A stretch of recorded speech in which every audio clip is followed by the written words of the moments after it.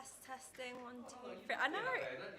Have you sat in Mikel's chair though? Honestly, it's like a chair of power, but like slouching down like Mikel does, sitting up. Mic test, 1, 2, 3. How is the audio? Honestly, this is a. Oh, is he actually? Stop, don't. Oh my god. Why would you do that to me? Yeah. Hi, Mikel. Sorry, just in your chair of power right now. How is that? Is that all good? Yeah. No worries. Mikel Arteta previewing Aston Villa. Mic test. I'm not getting any audio.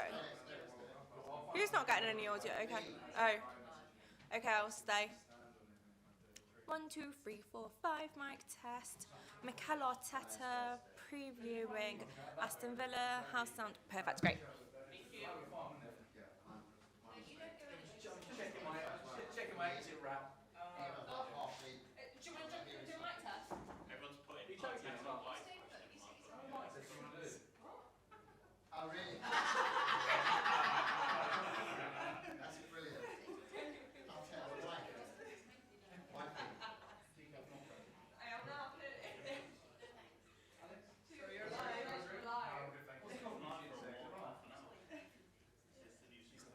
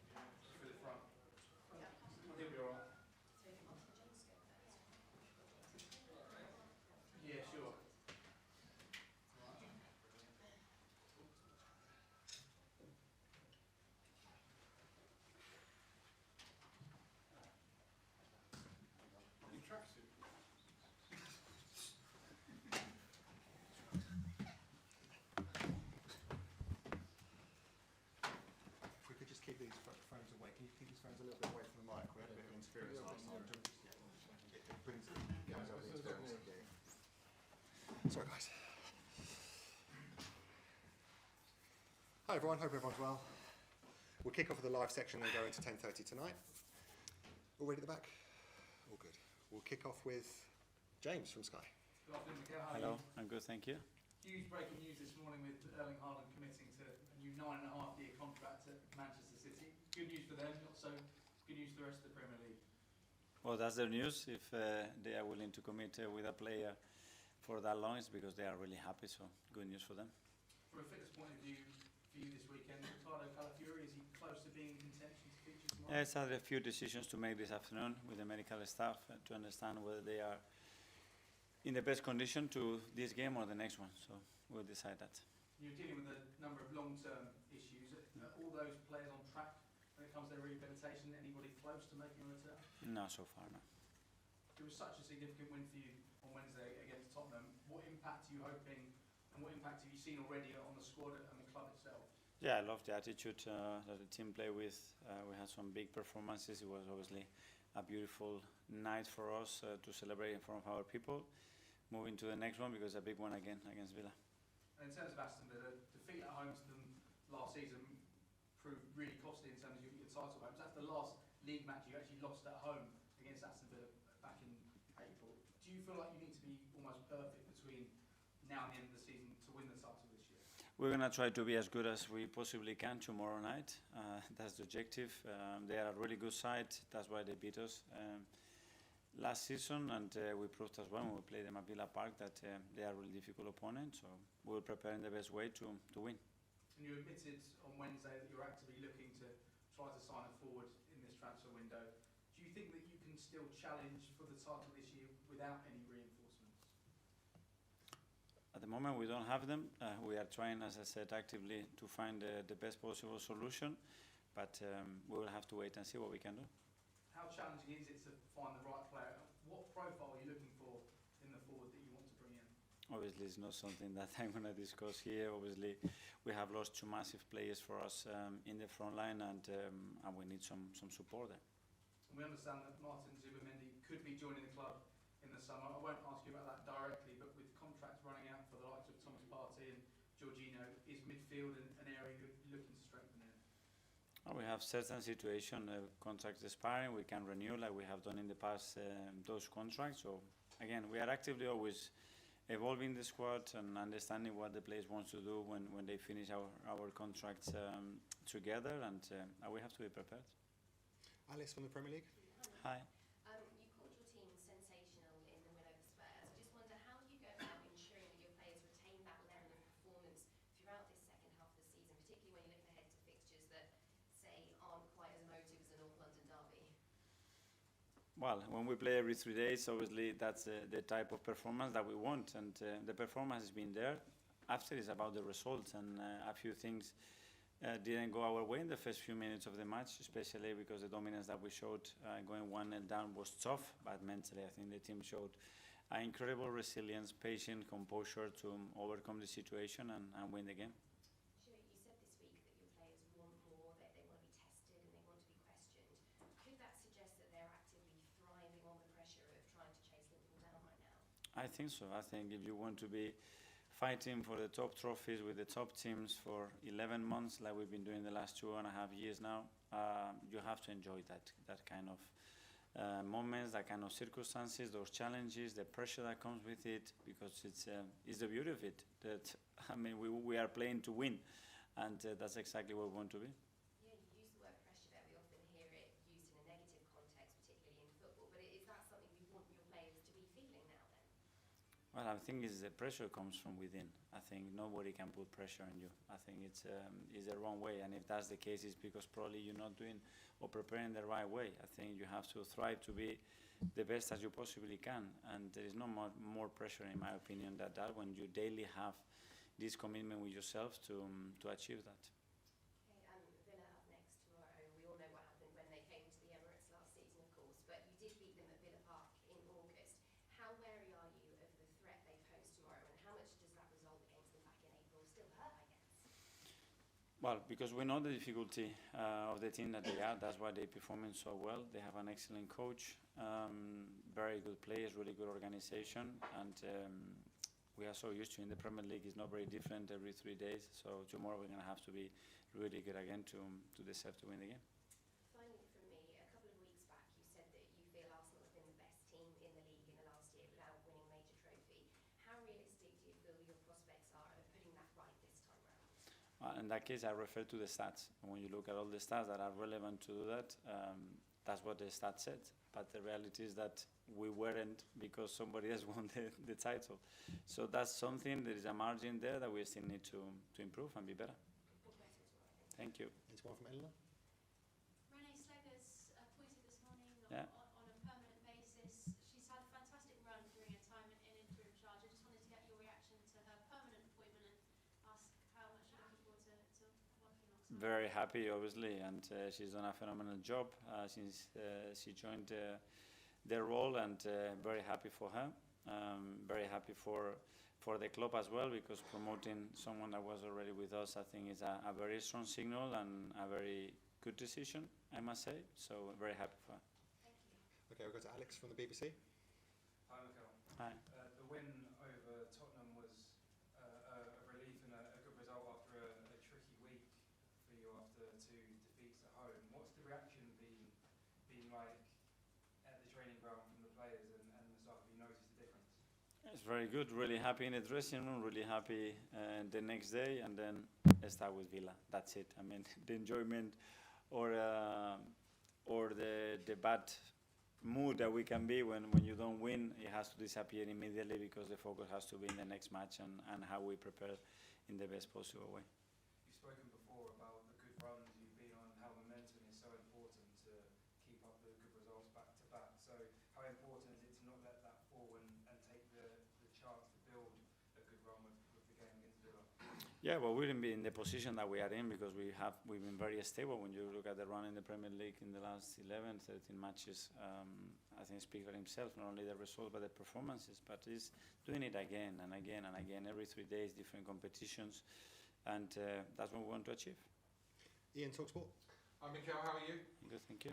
This week was the first time in a while that Liverpool slipped up and you actually won to gain points on them. Do you feel this has been a massive week in the title race? Well, it's always important when you are able to win and capitalize on other teams dropping points. It's always a great week. First of all, because you win, and secondly, because obviously for the rest, it's not been what they wanted. We need many more of those at the moment because of where we are, and we need to stay very, very, very focused to understand that if we do what we have to do, it will be a chance in some moment. Erling Haaland today at Man City, 9.5 years. I think Cole Palmer signed a similar deal at Chelsea earlier in the season. Is that the way we're going forward now with football clubs signing players for almost the entirety of their careers? I don't know. It looks like obviously there's been a few examples of that. I don't know. I don't know if every club is going to take that route. The reasons for it, I think, will be very particular cases. Maybe we start with managers as well, doing 10-year contracts, and then with the physios and the journalism, and I don't know. So Would you like a 10-year contract? at the moment, I have enough. I'm very happy with what I have. One thing you have got is a set-piece coach who is clearly quite good at his job because you've scored a lot of goals this season through set pieces.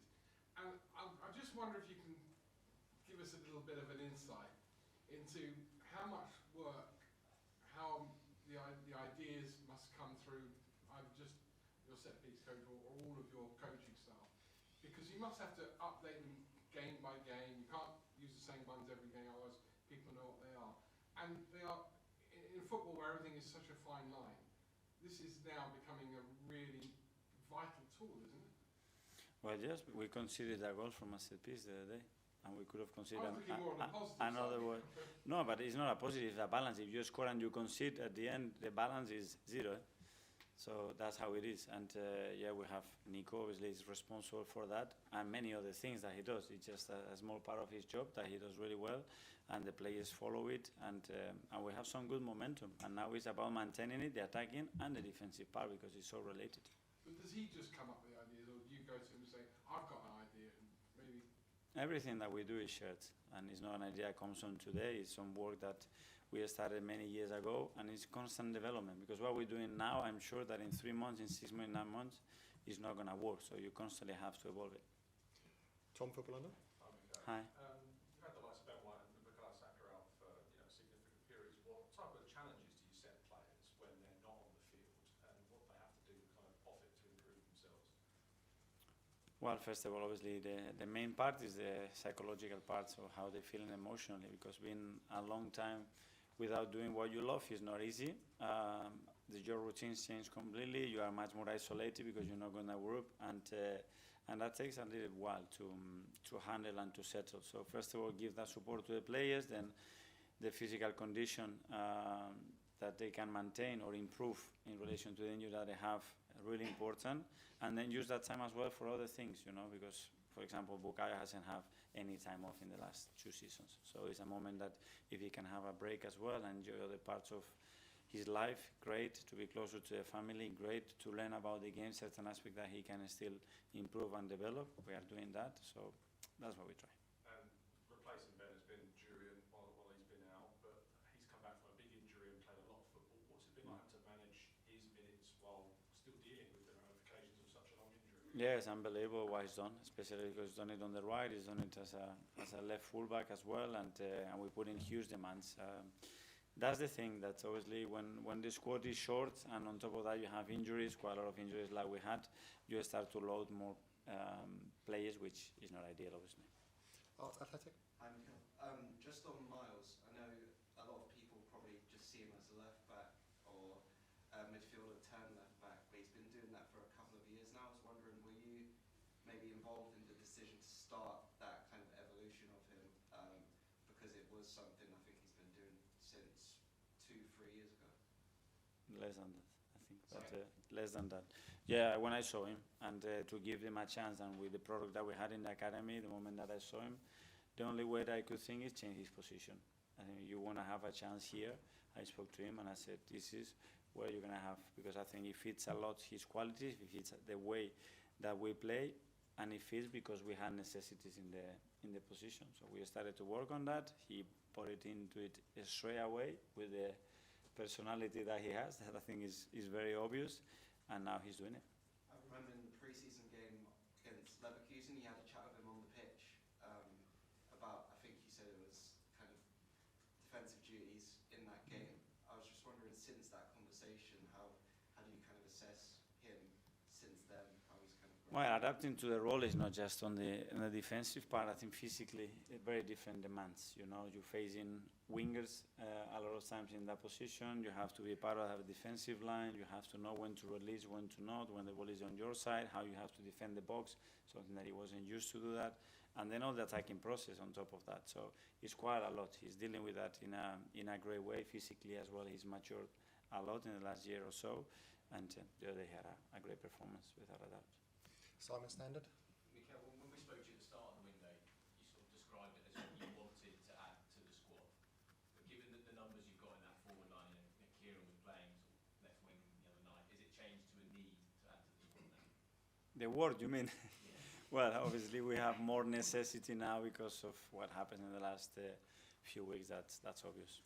And just how difficult is it to operate in the market when everyone knows that you want a forward?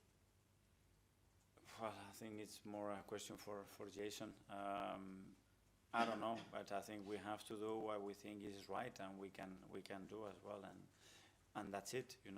It's clear that we would like to improve the squad, especially with what happened.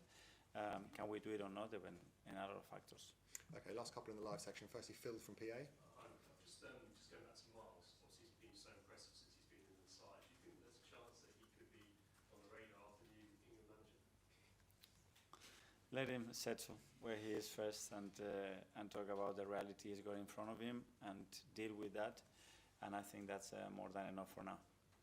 And just in terms of the title race, obviously everyone's talking about you and Liverpool. Do you think that it's just a two-horse race now, just between you guys? I don't think so. I think when you look at every game in the Premier League and the margins and how teams are winning football matches, it can go either way. So in 2 or 3 weeks you can be talking about something very different. We're still in January, and it's going to be a long, long run. Over to Latham Star. Just a quick one, the atmosphere, Mikel. The atmosphere against Spurs was excellent. Brilliant. How important are the fans? I loved it. I said it the day before. That's in our hands. So we can look and feel sorry of this happened, of this injury, of this, or the referee, blah, blah. Yeah. But what is in our hands, let's make sure that we do it. And I saw a different bite to our crowd, a different body language. We were on top of every ball. We created atmosphere with or without the ball, and we had real purpose with when we were screaming and we were going into every ball in a very different way, and I must say that I loved it. Thanks, guys. That finishes the live section. We'll now go to 10:30 tonight. Okay, cool with this, Anne. Hi, Mikel. Hi. You obviously have Sterling back